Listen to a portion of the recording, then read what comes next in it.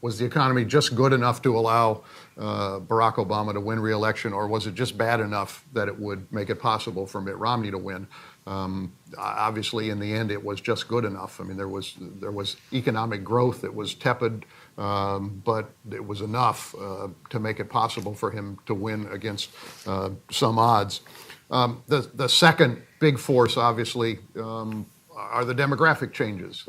It was surprising in so many ways that the Republicans woke up the morning after the election and said, we have a problem with the Hispanic community. I mean, this is a problem that they've had literally for decades. And with some exceptions, this has been a persistent problem. I mean, George W. Bush did pretty well with the Hispanic vote, certainly in Texas and in his 2004 campaign. But as a party, the Republican Party has been on the wrong side of that community and those issues.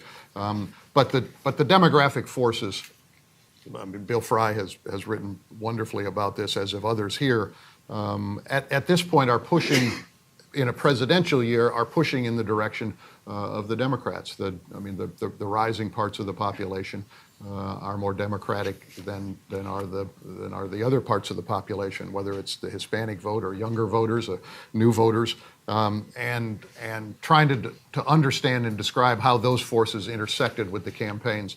And the third aspect of this, which is, I think, one of the enduring issues that we have to deal with that existed before this campaign, but I think was made even more stark in this campaign, and that's the red-blue divide. I mean, we talk about red and blue America almost in a cliched way. We all remember Obama's 2004 keynote address, in which he essentially said, we can get beyond this. We can be the United States of America, not red America and blue America. And yet I think this campaign was shaped in so many ways by those red-blue divisions, particularly the red side of it and the opposition to President Obama.